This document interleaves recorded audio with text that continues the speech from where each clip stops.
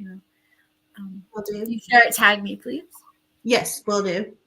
Not yet. 1 second.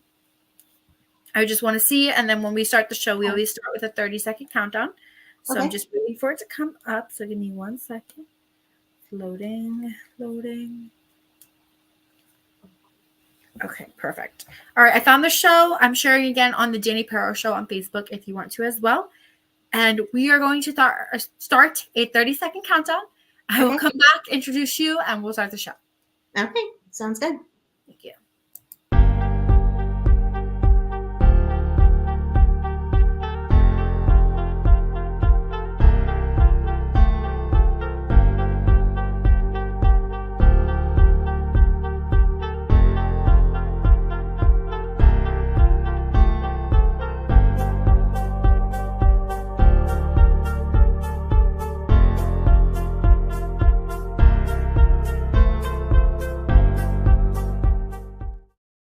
Good evening, everyone. Today is Tuesday, January 9th, 2024. Happy New Year to everybody that is joining. We're so excited here at the Dani Perro Show to come back into the brand new year, especially with our wonderful guest, Miss Jennifer Alvarado, joining us today on StreamYard and home studio today. And I just want to say we have a lot in the works for the Dani Perro Show. We're going to start working on more merchandise as well. During the show, you might see me drinking out of this amazing new mug that my manager actually has created. So we're going to have some merchandise popping up here, just to promote, talk about things. We're excited for the new year. So we're excited to promote, and maybe we have some merchandise like t-shirts we're going to be working on. So we hope everybody will tune in and see what the future holds. So Jennifer, thank you so much for being here. I really appreciate having you. Yeah, thanks for having me on. I appreciate you allowing me to come on and share my story. Yes, of course. So I want to get started a little bit with yourself because a lot of people, when you get different musicians on interview-wise, just getting to know them, you don't really know that much of that person besides them sending their biography, to be on the show. Right. So I feel like when you get the opportunity to do that, you want to get a little bit in depth of the bio. It's like, okay, Jennifer she lives in North Carolina, South Carolina? Yes, North Carolina. Okay. Born and raised? Born and raised in Hickory, North Carolina. After I got married, we moved like 30 minutes down the road to be closer, I guess, to his family. So, okay. Hi, Christopher. Nice to see you. But moved about 30 minutes away down the road to Vail. So I say that I'm, from Vail most of the time because I've lived here 10 years now, I think. Okay. Still like Carolina. Yeah, but North Carolina, and then I spend a good deal of time in Nashville right now. So I'm back and forth every other week or so. I did take a little bit of a break end of December just to kind of be at home for Christmas and with family and all that. But end of the month, I'm going back to Nashville. So when it's a holiday time, it's everyone that does need a break. I feel like we put so much in a whole year that it actually hits us at the end of the year where it's like, oh my God, there's a week left till Christmas and I still don't have time to like sleep in, or relax or open gifts with your family. Yeah, it's definitely a lot. We don't understand the pressure until it actually hits us like a week prior. Well, and for me, it hit me roundabout. So I ended up getting like the stomach bug that was going around. My husband brought that home the first week of November. And so we both had it. And so that kicked us out. And so then I ended up going back to Nashville, got sick with some kind of respiratory thing. Oh my gosh. On top of it? Yeah. And then wound up with the flu at the end, like right after Thanksgiving. And so like, I feel like the entire month of Thanksgiving, I was just like hanging on for dear life. Like, please just let me finish my year. Oh, that's terrible. I'm so sorry. No, it's okay. I think honestly, it taught me that like this year I need to do better with a balance because it's so easy. And I'm sure you know this, like with the show, it's so easy because you are passionate about it and you love it. And so you want to pour every single second into it, but that's also not healthy. Like you have to find that balance of finding time for family, finding time for you. So that was my lesson. Food, from sleeping, trying to get better. For your body to rest. Yeah. Exactly. All that. So with that being said, kind of a little bit in the beginning of yourself with your career, let's talk about first, Jennifer, how did you officially get, I want to say more like into music? Like, did you grow up with music? Was it in your household? Was it something that you felt like was comforting to you? I think overall it was comforting to me. I think that was the first thing that really started it. My grandmother used to keep journals. I was the youngest grandchild, and I spent a lot of time with my grandparents growing up. And she would keep journals, and some of her journals said that even before I was talking and communicating, I was singing. And so I think it was just a natural, soothing kind of thing. And then I started writing when I was about 4, making up little songs and stuff like that. Got involved with church and school and musical theater, that kind of thing. And it just gradually picked up. But my grandparents were very much. My grandfather played several instruments. Oh, Um, wow. he Okay. also played Sunday mornings for a radio show, a local radio show, and I think growing up with that was one thing. I wanted to be like my papaw. And so when I would go to his house and pick up the instruments when he wasn't watching and try to like play them by ear and stuff like that. And I think it just gradually grew from that. So then just getting a feel for being with your grandparents and having the idea of, did you get to play musical instruments with your grandpa? Did he teach you A any? little bit. He taught me some. He had, full-fledged, like full-grown guitars, that kind of thing. So it was hard. So I actually started on mandolin until I broke it. So and then that went up on a shelf, and I wasn't allowed to touch it. Um, so yes, he did. He had a huge influence on me and starting out with music. And I think just my my best memories are sitting with my grandmother and listening to country music, especially, and watching it. Who So are the genres, I was going to say, of your generation that you kind of feel like you grew up listening to, that you also pursue into your music today?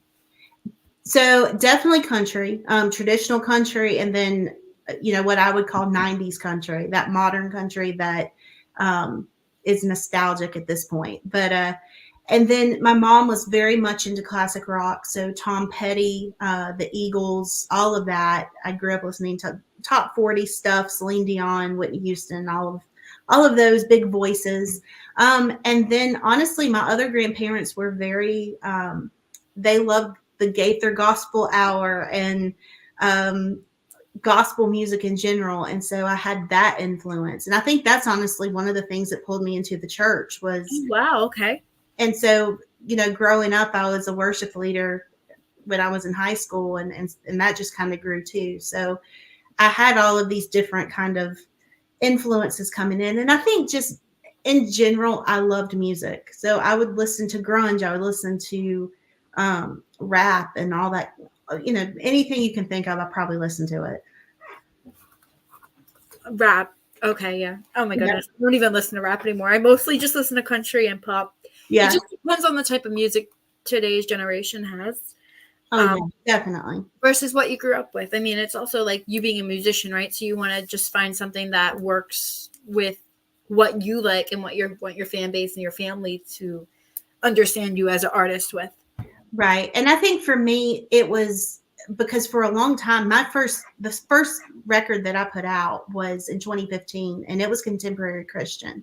And so that's honestly what I thought I was going to do, was contemporary Christian music and, be a worship leader. I'm a worship pastor now, but be a worship leader. And That's amazing. I did not know that. How was that missing from your bio? I've always tried to keep both of them separate, if that makes sense. I know they go together, but it's just kind of. They do, especially if that's in your music now too, like to promote yourself. Yeah. But when I first put that CD out, I didn't promote it at all because I wanted to keep the church separate from any kind of self-promotion. I never wanted anybody to think that me singing on a Sunday morning was trying to promote me. And so I was just very hesitant about saying anything about it. So most people don't even know that it's out there.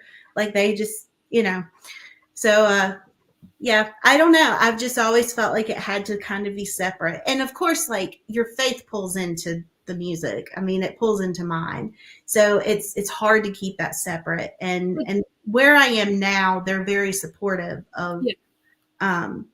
Me having this outside thing going on and pursuing that. But yeah.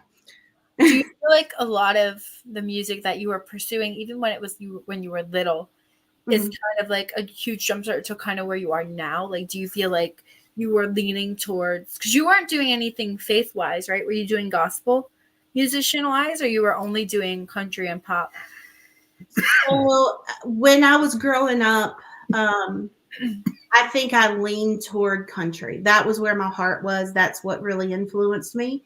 And then, of course, like you find yourself in church, and so and then it becomes a job, and so like that's what you're kind of pursuing. Like you're in that genre, if you will. And so for me, it's back in 2020 when I sort of started releasing the country stuff. Yeah. It was almost like, this is so much easier. Like this feels so much easier from the standpoint of it felt more real to me. Not that the Christian stuff is not real, because it is. Yes. I felt like I had to always be super positive with the contemporary Christian, and like never, I was always afraid of saying the wrong thing or not being encouraging enough, or if that makes any amount of sense. And so for me, it was easier to do the country stuff because it's just real life. It's, you can still pull in your faith, you can still talk about faith and all of that. Well, faith is always going to be in country music, even if it's Right. not. You know Right. what I mean? Like we always there's always like a line or two, pray to God or read the Bible or something like that. And I feel like a lot of that, though, too, with being country music, it is related to gospel music. It is related to Christianity, Christian music, but it's more of like a softer versus like hymn. Agree. Understand And that's sort of where I was too when I was kind of deciding like which route to go, because I look at somebody like Carrie Underwood, who still is releasing gospel material and all that, and she talks about her faith, but she's reaching so much wider of an audience. And I think that's always been my thing. I'm very heavy into recovery ministry as well. Okay. And so I've always. What is recovery ministry? So recovery ministry is basically like your NA, your AA, or Celebrate Recovery, for example. I was a worship leader for Celebrate Recovery for well over 10 years. And basically what that is, it's the 12 steps, but it's Christian based. So everything, instead of that higher power just being basically anything, it's Jesus Christ. And so for me, I think having that, it made me realize that there is a disconnect between church and the outside world. Yes. And sometimes, when you're in church, you don't see that because everything is kind of involved around the church. Everybody is church. Yes. And so it's not foreign to you. But for somebody who's been hurt by the church, or somebody who has been away or has never known the church, it can be a very intimidating, very hurtful kind of thing to try to get involved. And so Celebrate Recovery is sort of what you're talking about as that softer side with country music. It's not completely in your face with traditions or anything like that, but it's biblical principles being brought in to kind of help people through recovery. I think that's amazing, especially what Chris just posted. He put beautiful down if you can see it underneath me. That's really amazing. And then how did you, not to skim off the topic, with your country musician, but how did you get into worshiping? Like a worship pastor? I feel like I've never heard of that before. Is that like a pastor in the morning? No. So what it is, worship pastors basically over music. They're over the service. So like the overall flow of the service. And really how I got into it was I was a worship leader for several years. Okay. And then ended up becoming a contemporary worship director for a church. Oh, wow. Okay. So you moved up a couple of steps. Yeah. Which basically was then I was in charge of the services, putting people together, all that kind of stuff. So like worship leader is kind of like, I was at a mega church that had 5 or 6 campuses at the time. And so I was over a couple services where when you're the creative director or the worship pastor, you're over all of the services that take place. And so it just, I ended up going to another church where I became a worship pastor. And essentially what it is, it's a minister of music is what it is. But So, do you oversee everything too, being the worship pastor? Like no, so there's there's a head pastor. That's the main. I'm sorry, my cat just let herself in. Great. Okay. It's okay. I'll be her in a second. No, you're good. I need to see her. Yes. Okay, hold on one second. Okay. I hear her meowing. Oh my gosh. Oh yeah, she's a talker. So if I let her, like, she will. This is Rue. Oh my God, what's her name? Rue. Yeah. Rue. And is she a tortoiseshell? No, what is she? She is. She has a tortoise. Oh, she has a cute little face. Rue probably wants to give you biscuits while you're doing the interview. Probably. So she's a talker. Let me put her back out real quick. No problem at all. I love that we started off my show on a cat note. Everybody that knows me from the Dani Perro show and me just being myself in general, I'm a huge cat lover and I love all of that. So you're perfectly fine. So yeah, she will talk your head off. Like, she talks all the time, nonstop. But yeah, so that's how I got involved. I started as a worship leader, and honestly, not even a worship leader. I started kind of just singing solos in church, and it grew from there. So yeah. All right. Well, I love that. I think that's awesome. So then getting a little bit more into your music, let's say a little bit like college-wise or high school. Did you do any theater? Was there theater or choirs or anything you participated in? There was. So I was always in choir. She's back. Great. Okay. It's okay. She smells me because I love cats. Probably. But I'm sorry. Usually I can I literally put things in front of the door and she pushed all of it over. It's okay. You're good. Okay. No problem. But yeah, I got involved with, there was drama club. There was different high school musicals that we put on and that kind of stuff. I struggled with performance anxiety during the last few years of middle school up through the end of high school. And I would go to audition for these solos or whatever else, and I would just absolutely freeze. And that's honestly one reason I got involved with Celebrate Recovery, was because where NA or AA is for kind of if you have a substance abuse problem or something like that, Celebrate Recovery is for anything. It's for everyday struggles. It's for eating disorders. It's for basically anything somebody could struggle with.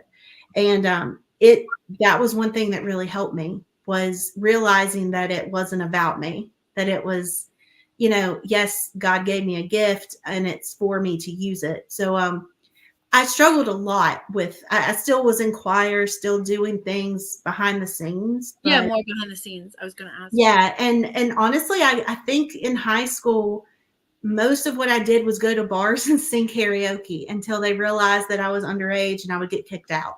So I would go to places and sing because it was somehow easier not knowing anybody. And my mom would take me in and I would sing a couple songs, and then they would find out that, hey, she's 16 or she's 15, and I would get booted out. But yeah, that's what I did for a while. Did you get to do fun open mics though too? Or did you just okay. Yeah. So you mostly do open mics. Yes. And let's talk a little bit about when you first got into the feeling for music, singing wise. You said that you loved the music since you were a little kid. What age did you start singing officially? Should I professionally? I think my first performance, I was 5. Okay. Yeah. The first time I did a solo, I was 5. Now, professionally, getting paid, I guess if you want to call that professionally. Well, I'm just saying after lessons, if that's okay. Yeah.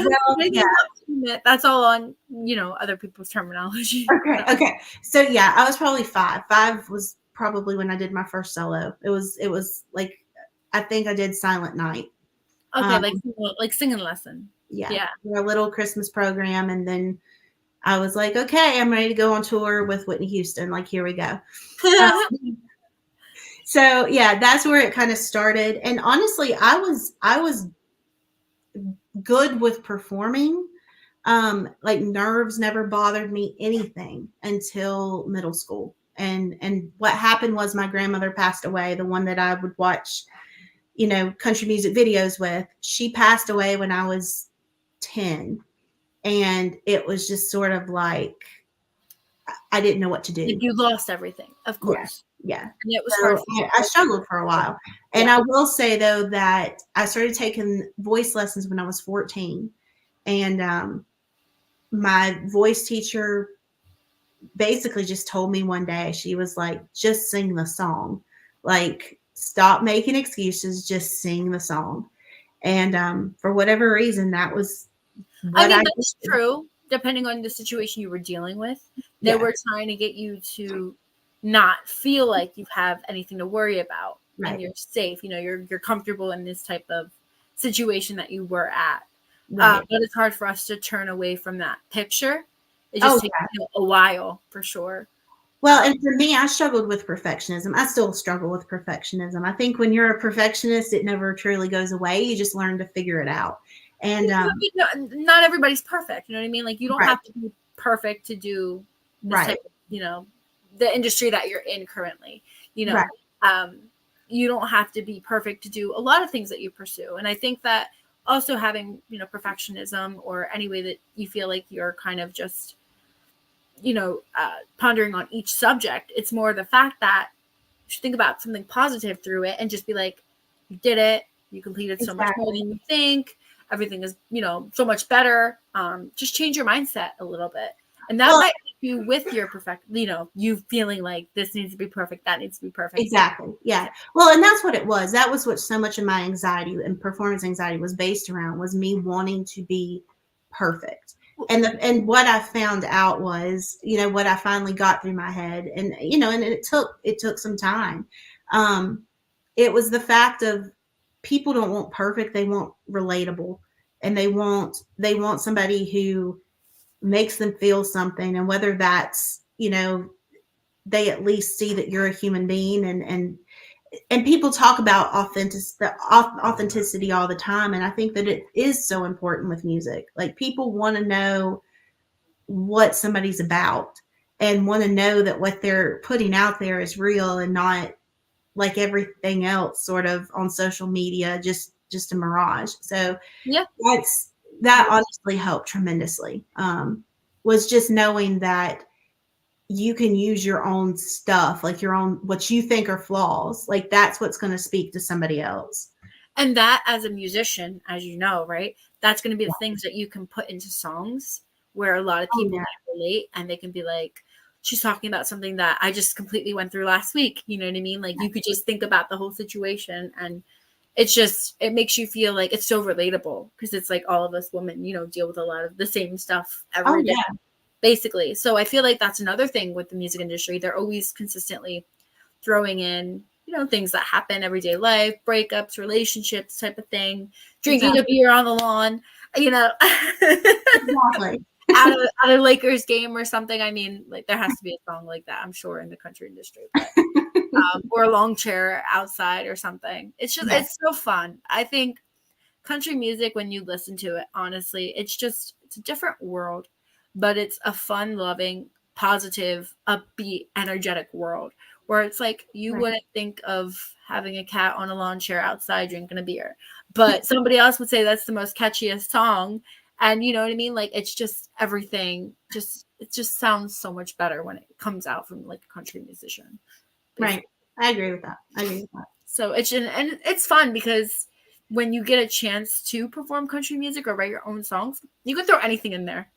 Nobody's going to judge you or blame you, because, it makes more sense of the way you're doing it versus like some of the musicians out there. It's just fun to play with. Oh yeah. Well, and I think, I don't know. To me, it's about telling that story. That's what country music has always represented to me, is being able to tell a story that you pass down, if nothing else, to somebody else. And so I think that's what really got me into it, was just the storytelling aspect of it. And you never knew, for example, like Martina McBride and Independence Day. Mm-hmm. When I first heard that song, I thought that song was totally, completely her life, because she sang it with such conviction and just, I thought there's no way somebody can sing that song and it not be real. Yeah. Yeah, not be her real life. And I was little, well, not little, but I was, teenager when that song came out. And well, wait, I was like 7 or 8. But anyway, but it was a couple years later that I was like, oh, somebody else wrote that completely. And it just shocked me because I was, you wouldn't know. They took on a role of making the song sound their way that they want to sing it and portray it. And I guess even when, yourself, when you sing covers and stuff, you take it on your way where you want to change, a riff here and there or show your amazing voice, like you all have the opportunity to just take away and give, where you want to show your voice in the songs. Right. So that's definitely a huge part of it too, with being a musician for yourself. Most definitely. Most definitely. And that's what I love about the songwriting part of it, is that songwriting has always been there. I was an only child. I grew up with basically me. And so when you're an only child, you have a lot of days where you just have kind of loneliness. Like you want to process things. Mm-hmm. And so my way of processing was through writing. And so that was the one thing that I feel like I've always had, is the ability to sit down and just put out my thoughts and kind of figure out where I'm at. And I think that that's the beauty of them being able to share it, because somebody else could have those exact same thoughts and it makes somebody feel like they're not alone. And that's what music's kind of always been to me, is that reminder that we're not alone, that there's somebody else out there that's maybe not going through the same thing, but something similar. Something similar, of course. And they're getting through it. And so I think that's the beauty of music. Definitely true. I feel like another thing I wanted to mention about what you were saying too was, with that being said, we're all getting the opportunity to talk to people and communicate with music now, especially through social media. Mm-hmm. And I think that's a huge part of it, because we are incorporating more social media into the music than I guess back in the day. Yes. So it's becoming more, as it used to be complicated for all of us. Now it's becoming like easy, smooth sailing, I guess you could say. And it just becomes easier for you to put your music out there on a better platform than kind of like back in the day, like, CDs, what is it? Turntables, or the or 8-track. We don't get something like that. Yeah, exactly. So CDs, I mean, that's not even a huge thing right now anyways. Everything's digital. So yeah, exactly. So I wanted to give you the opportunity, because we're talking a lot about your music. Yeah. You have a couple songs that you wanted to perform. So what 2 songs did you want to perform today? Let me start with Rock This Way. Okay. This is, so to kind of give you a background on this song, honestly, I was going through just a huge writer's block. I think most musicians can relate to that. Most writers can relate to that you have these moments where it's like nothing's coming. And so I decided, hey, I'm writing this project. Everything is like slow and sad, and I need an upbeat song. And so this was sort of my tribute, if you will, to all my classic rock songs that I absolutely love. Oh, okay. So this is Rock This Way. Hopefully can you hear that guitar? Yes. Okay, perfect. Okay.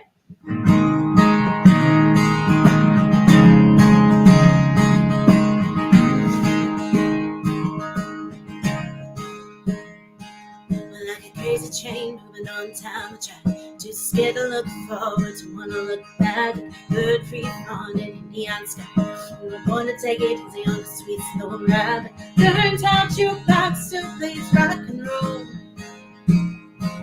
Your love soothes my soul. We're gonna ride this way to the beat, steady as a drum. Gonna do us right and moving on. We keep on favorite song playing on the radio and sing out at the top of the lungs. We're gonna ride this way.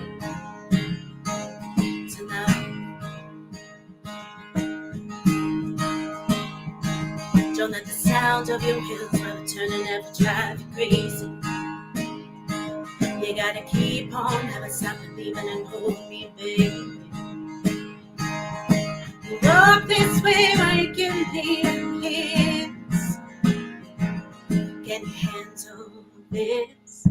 We're gonna ride this way to the beat, steady as a drum, gonna prove us right and proving wrong. We keep on keeping on. Favorite song playing on the radio and sing out at the top of the lungs.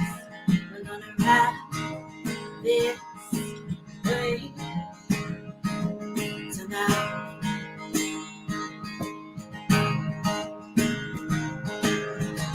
And you don't have to cry no more, 'cause I'm coming home to you. And oh my, well, I'm singing this song for you. We're gonna ride this way to the beat, steady as a drum, gonna prove us right and moving on. Keep on keeping on. Favorite song playing on the radio and sing out at the top of your lungs. We're gonna ride this way. Gonna ride this way. We're gonna ride this way tonight.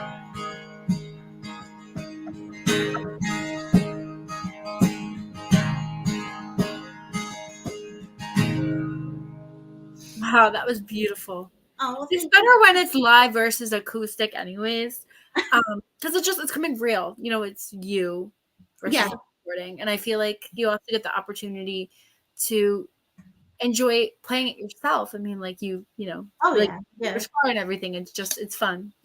No, I will say every once in a while, like when people like play songs and you're just sort of sitting over here, it can be really awkward because you're like, I don't know where to look. I don't know what to do. So, yeah. Like, when yeah. you're With, playing, like the their music. audio. Yeah. Well, there's some musicians that don't want to hear their voice, and they're like, Yeah. I don't want to hear myself sing. It's like, Oh, yeah. No, I always am like, okay. see, I don't get that. Like, is that must be big in the industry, because I feel like a lot of musicians I do have that opportunity where they're just like, I don't want to hear myself sing. And it's like, why though? It's something that you want to pursue. I just don't I understand. know. The funny thing is, I've gone into like stores or restaurants, and I'm like, I know this song. Why do I know this song? And my husband's like, because it's yours. Like, like I don't even like. You don't realize it. No. Or you have an idea of it, but not really. Yeah, like I know that makes absolutely no sense, but it's like I don't know. Like you just sort of I just am, I don't know, separated from it or something. I don't know. Well, Makes that's sense. nice. That's a fun, still kind of supportive situation there too. You know what I mean? Like, Yeah. you hear it and then you're like, oh, this sounds really familiar. I don't know why. And then it probably comes to you later in that night or whatever. And then your husband will be like, that was you singing. Did you not realize that? You don't sing along to yourself? I mean, I sing stuff, and I also like go back and I'll listen to things, but I think by the time we actually put something out, we've listened to it so much that it's almost become second nature or something. So you just don't even, because I listen to other things way more than I listen to my own stuff, if that makes sense. Yeah, of course. And so, well, you're always and looking then, for inspiration too. well, and then I'm covering other stuff. And so between the two of it, like I'll think, oh, wait, I sing this like this or whatever, but I don't think about my own songs. Like I just don't. Doesn't come like as of nature. I love that though. I mean, I think that's kind of, it's just all musicians are different. What you say, what you portray, what you want to put yourself out there as. Currently, coming up to the show, this is the time where I would like you to. We have a lot of upcoming events. I know you have to promote, but I want you to give out your social media and where people can find you before you do your networking. Gotcha. Okay. So social media wise, Instagram, Facebook, all that kind of stuff. It's Jennifer Alvarado Music. You can follow me on there and keep up with me that way. Or if you want to look on my website, it is jenniferalvarado.com. And I will say that if you forget Alvarado, because sometimes it's hard, just think avocado and it I will just pop had up. one before the show. I love that. Yeah. I had an avocado before the show. Oh, really? Okay. Avocado, Alvarado. I mean, it does rhyme, so. Well, so the funny thing is, one of my friends, well, I guess they couldn't get my last name right. And so they always joked and called me avocado. And so that's what I started calling my fan group was avocados. And it just kind of stuck. So yeah, that's if you need to find me, you can look up avocado. You'll find me. Well, I'm sure you probably still have some social media under there. Or if you just look up Jennifer Alvarado, what does she call her fans? Avocado. Yes, avocados. I love that. That's cute for a fan base. Thanks. So we have a lot of upcoming events for you this month currently. So what is in the works for Miss Jennifer? So I'm trying to, in 2024, I am trying to stay more in this region. Last year, I was fortunate enough to be able to go to California for some shows. I went to Texas for some shows. So I was kind of all over the place. But I'm wanting to stay more in the North Carolina, South Carolina, Virginia region this year. And then also, obviously, Nashville. So at the end of this month, I'll be back in Nashville again. And hoping to at least maybe do a week each month in Nashville, but still trying to. That's a big networking place too, as you know. Oh yeah, definitely. And songwriting, like you can't beat it. So yeah, love it up there. Have my friends up there, and yeah, I miss them when I'm here, but I also definitely miss home when I'm there. Do you have anything upcoming this week? I do. I have a show in Lincolnton, North Carolina tomorrow night at a place called Local Roots and Provisions. It's a restaurant downtown. Okay. And then I also have a show in Asheville on Friday at Botanist and Barrel. And then I'm downtown Hickory at the farmer's market Saturday morning. And then I'll be in Columbia, South Carolina on Sunday at a brewery down there, Savage. Oh, you're all over the place every weekend. Kind of, yeah. Yeah. Yeah. I've been trying to make it like less 6-hour drives and more like, hour, 2 hours. Oh, so you're traveling too, like driving. Oh, yeah. So I'm on the road a lot. Is it you and your husband? He goes with me as much as he can, but he is a counselor, so he has a full-time outside job. And so a lot of times, yeah, it's me on the road. So he's very supportive and helps me out a lot as far as taking care of stuff around here, taking care of Rue and our dog. So, you have two. You have a cat and a dog. Yes, yeah. And do you feel like a lot? Well, even as a musician, I'm sure it's fun too. But you get the opportunity to just sing about everything that you love, right? A lot of musicians write about like animals and love, relationships, like everything like that.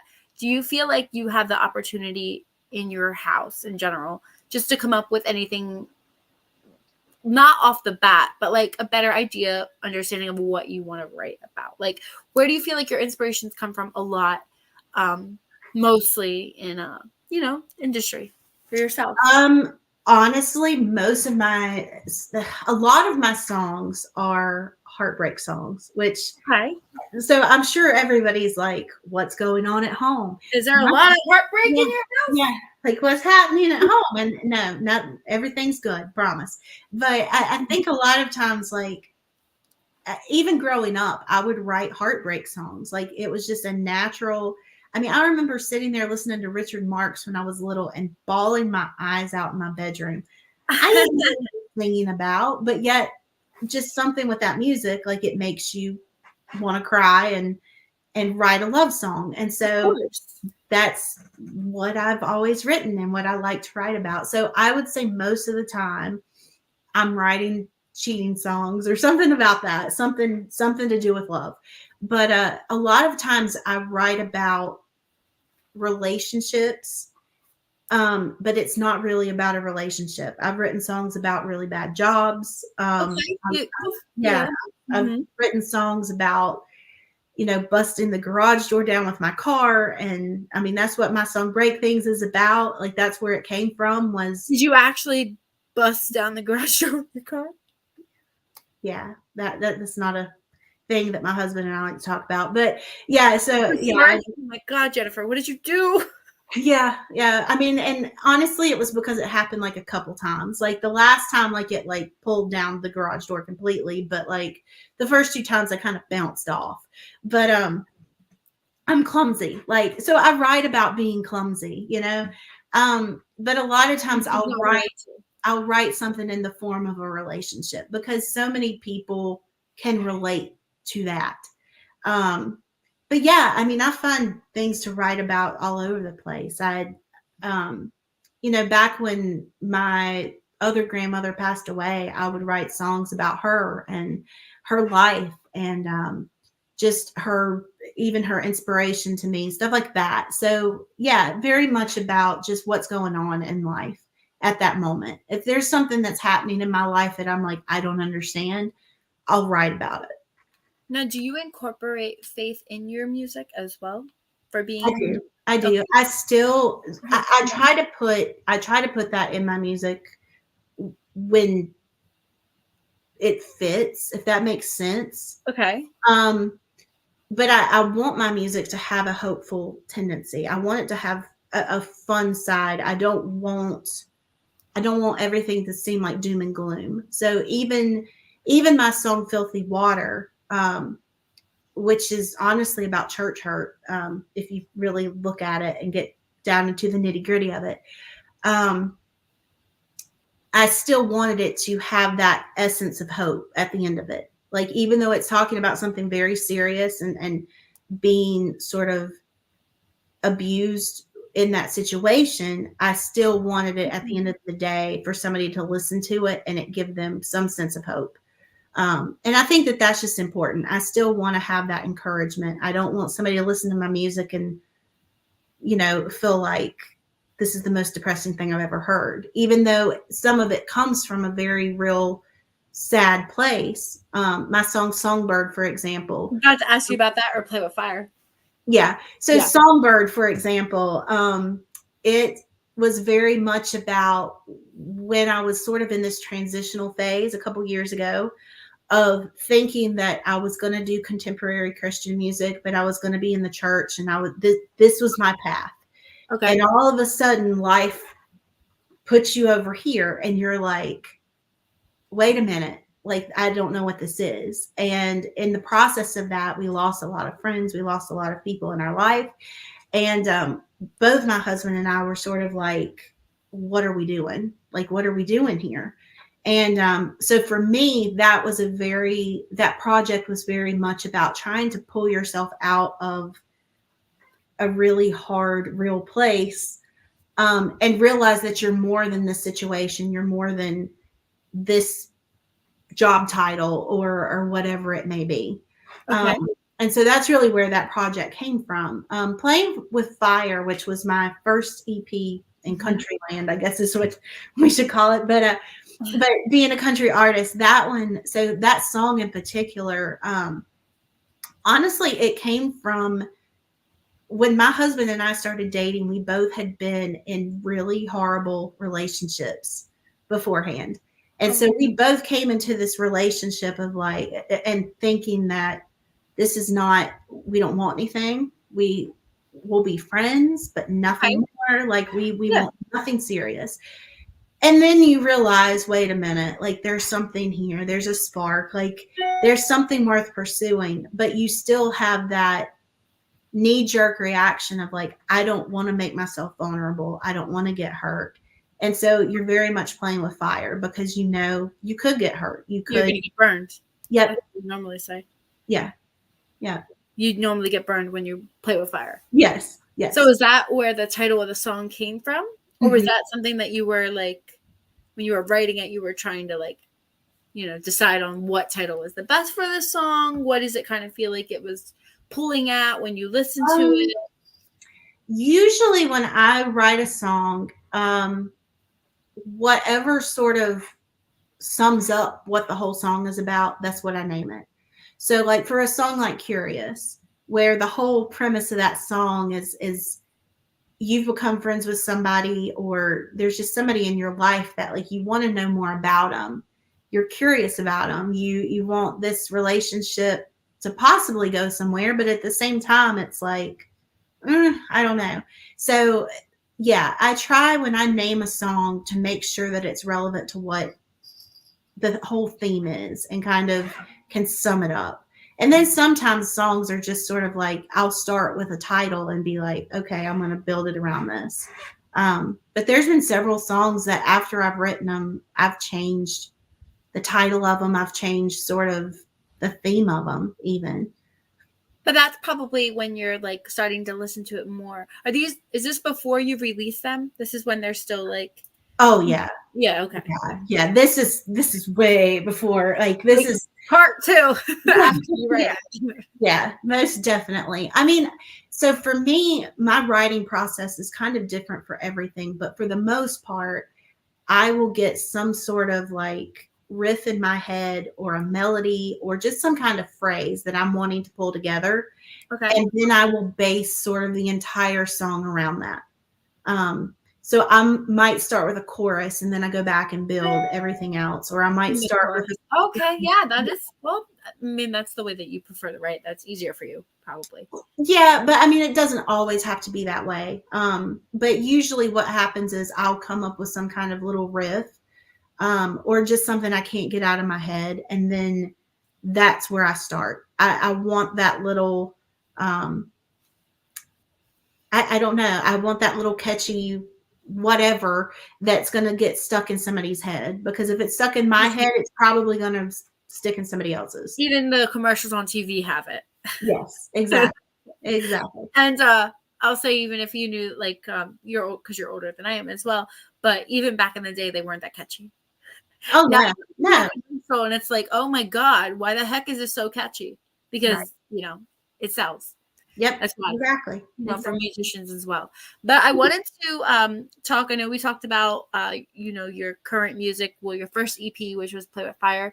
What is your recent new single? Did you release a newer single? I did. Yes. So I just released. Well, back at the end of November, I released a song called "Colorado," and that's the first single off of this new project that I'm currently recording. I'm in the midst of it. That will be out. Right? Yes, hopefully. Yes, that is my goal, is early spring. Still haven't decided if I want to do a full album, or if I'm just doing the EP thing again, where I release like half and half.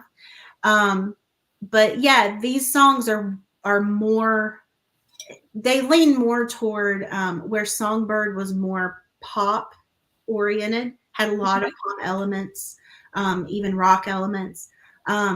This project is more 90s country style. So it has that nostalgia kind of to it with modern elements. But I wanted to get back to just more of a stripped down sound that is more sort of what I do when I'm playing live.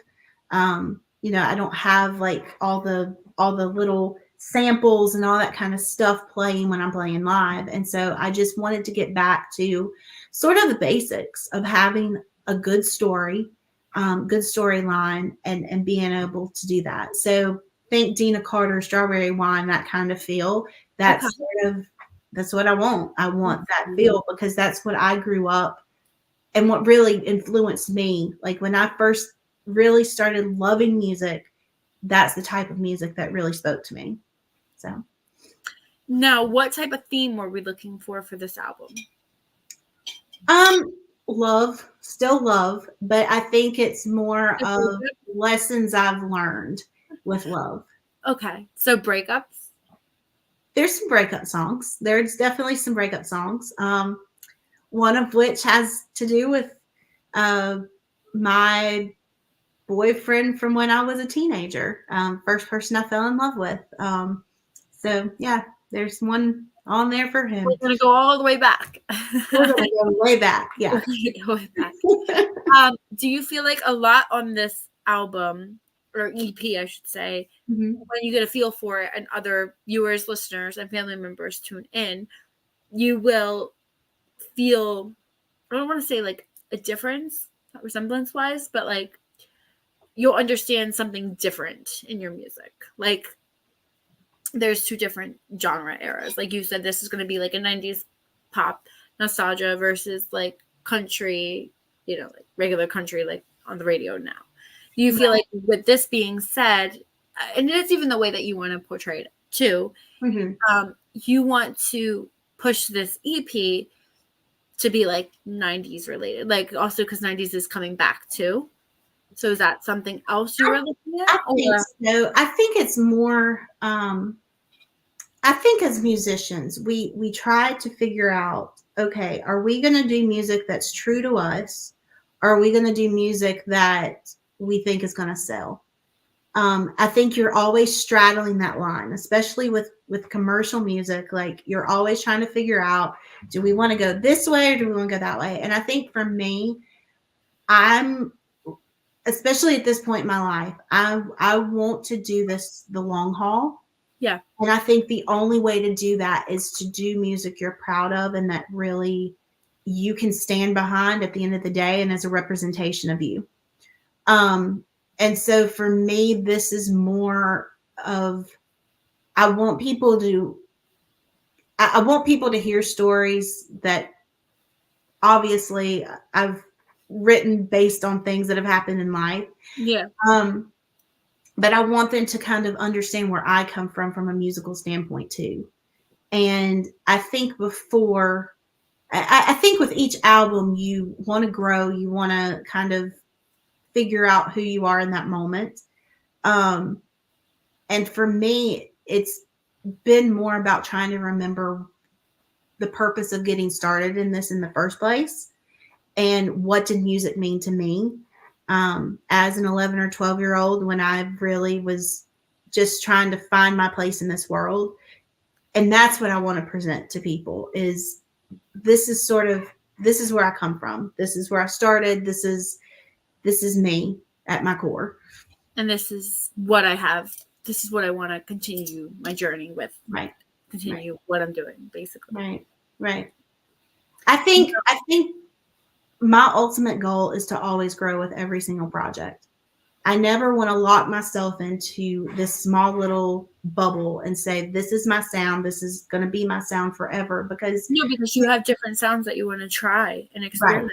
Right. And you evolve. And I think in general, trends evolve and music evolves and all of that. And so I never want to just stop doing that, but I always want to be true at the end of the day to the story I'm telling and make sure it fits for me. Because if it doesn't, I'm not going to want to play it out anyway.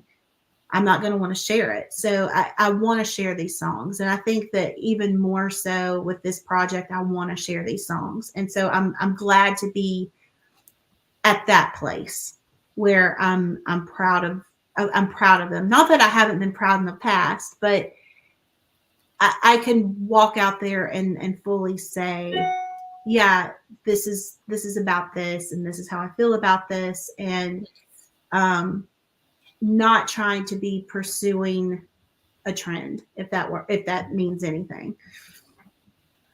Yeah, it does. I mean, there's only majority of like trends depending on like top 40s, 60s. Those types of trendsetters or whatever it is, but you want to be your own person. You want to be exactly independent artist, original type of music. Anyways, you don't want to follow somebody else. You want to make your own. But I wanted to give you the opportunity. Well, first of all, as well, I think we had gotten a referral from Kaden Gordon. Yeah. Yes. So I wanted to like say a shout out, like thank you, Kaden, for having us allow Miss Jennifer Alvarado on the show today. But I wanted to know how you guys met. Like, how did you connect with him? How do you know Kaden? I believe I was on his show like when I first got started with my first single. So probably 2 or 3 years ago. I don't even know. It might have been Break Things. It might have been even before Playing with Fire. So yeah, he was one of the first stations that I sent my stuff to. Indie Star being the first one, and I think Kaden was couple more down the list. But yeah, I mean, he was one of the first people that contacted me and said, "Hey, would you want to do an interview?" So yeah. Okay. Yeah, because I think he had posted something on Facebook, or if I'm not mistaken, and my manager had contacted him, and then next thing you know, he booked us like 2 months of like artists. Oh yeah, yeah. He's got a lot of people. Yeah, He's got a lot of people. yeah. So I just wanted to know how you met him, because I thought that was really, nice that we had the opportunity to connect through a mutual friend. Most definitely. Yeah, he's a good guy. He's a good guy, and he's good at what he does. Well, I also want to give you the opportunity before we get ready to end the show. I know you have another song. Yeah. You wanted to sing for us. Now, what song was this one that we are promoting today? I'm gonna play "Curious" if that's okay. Of course. Yeah. And why are we so curious? What is it? What is behind this? Well, as I mentioned, so this is that song. Just like maybe you have a friend that you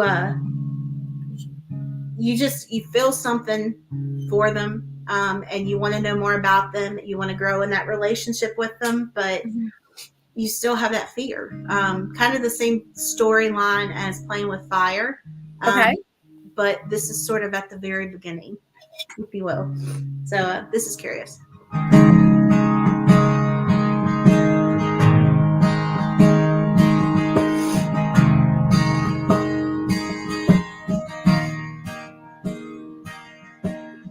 can see you looking at me from across the room. With every single glance I get a little more confused.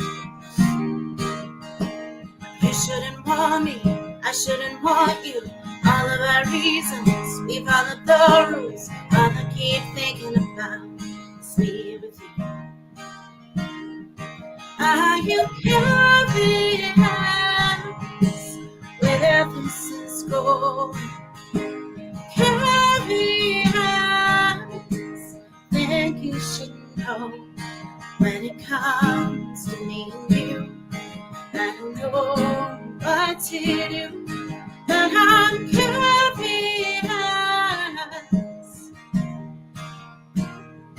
about you. I know that we both agree that we should just be friends, but when I leave the conversations empty, I can't pretend. You shouldn't want me, I shouldn't want you. Forget the boundaries, let's break our own rules. All I keep thinking about is me with you. Are you curious where this is going? Curious, think you should know. When it comes to me and you, I don't know what to do, but I'm curious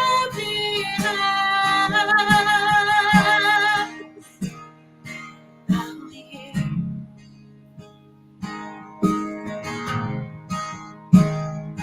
About you.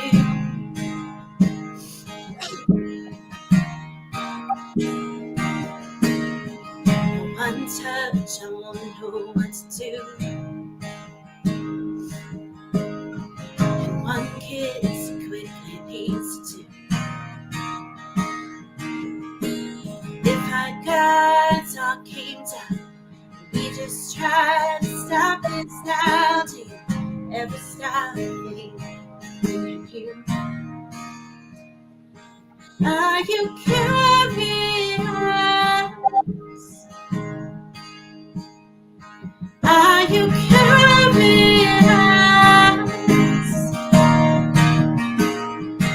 Are you curious where this is going? Curious, think you should know. When it comes to me and you, I don't know what to do, but I'm curious about you.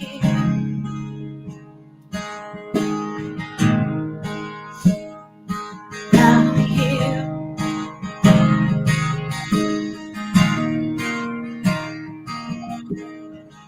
Just one touch, I won't know what to do. Now you.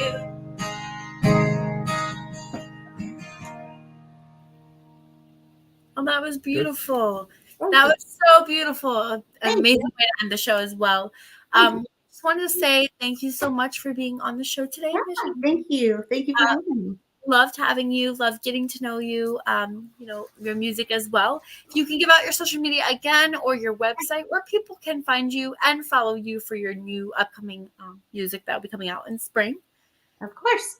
JenniferAlvarado.com is the first place I would check. It's got links to all the socials, all the Spotify and Deezers and all that kind of stuff. And Jennifer Alvarado Music are my socials. So Instagram, Facebook, Twitter, all of it is Jennifer Alvarado Music. And we have some of your songs here. I think you had also sent Christopher to play. Yeah. So I just want to give you the opportunity here at Hamilton Radio. We will play them as well for airplay. And then if anybody wants to request them, they can always just contact us as well. Okay. And we just ask once in a while if an artist can just say thank you to Hamilton Radio, the Dani Perro Show, just for putting your music out there. We're just trying to give you another big, huge platform around the world. So yeah, of course. Thank you so much. Thanks for having me on, and thanks to Hamilton Radio as well. Well, thank you so much. Make sure you guys tune into the Dani Perro Show every Tuesday from 6:30 to 7:30 p.m. Have a good night, everyone. Thank you.